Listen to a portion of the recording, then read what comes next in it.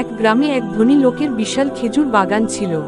বাগানের পাশে একজন গরিব লোকের ছোট্ট একটি কুঁড়েঘর ছিল। তার পরিবার অনেক কষ্টে দিন কাটাত। এই গরিব লোকের একটি ছোট্ট ছেলে ছিল, যে মাঝে মাঝে খেজুর কুড়িয়ে খেত।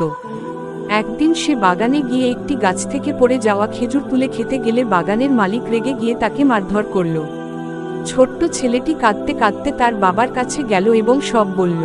তার বাবা ধৈর্য ধরে বললেন, বাবা, আমরা অন্যের জিনিস নিতে পারি না, তবে আমি চেষ্টা করব আল্লাহর কাছে দোয়া করার। পরদিন গরিব লোকটি বাগানের মালিকের কাছে গিয়ে বলল, ভাই, আপনি কি আপনার বাগান আমাকে বিক্রি করবেন? বাগানের মালিক উপহাস করে হেসে বলল, তুমি এত গরিব, আমার বাগান কিনবে? গরিব লোকটি বলল, হ্যাঁ, তবে আমি আল্লাহর কাছে চাইব, তিনি আমাকে রিজিক দিবেন। এই ঘটনা একদিন এক দানশীল ব্যক্তি শুনে গরিব লোকটিকে অনেক টাকা দান করলেন। সেই টাকা দিয়ে গরিব লোকটি বাগান কিনে নিল।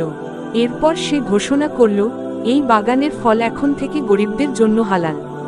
এই গল্প থেকে আমরা শিখতে পারি, ধৈর্য ও বিশ্বাস, আল্লাহর উপর ভরসা রাখলে তিনি সাহায্য করেন।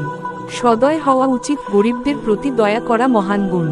ন্যায়ের পথে থাকা, অন্যের সম্পদ অন্যায়ভাবে নেওয়া উচিত নয়। আশা করি গল্পটি আপনার ভালো লেগেছে। চাইলে আরও গল্প শেয়ার করতে পারি।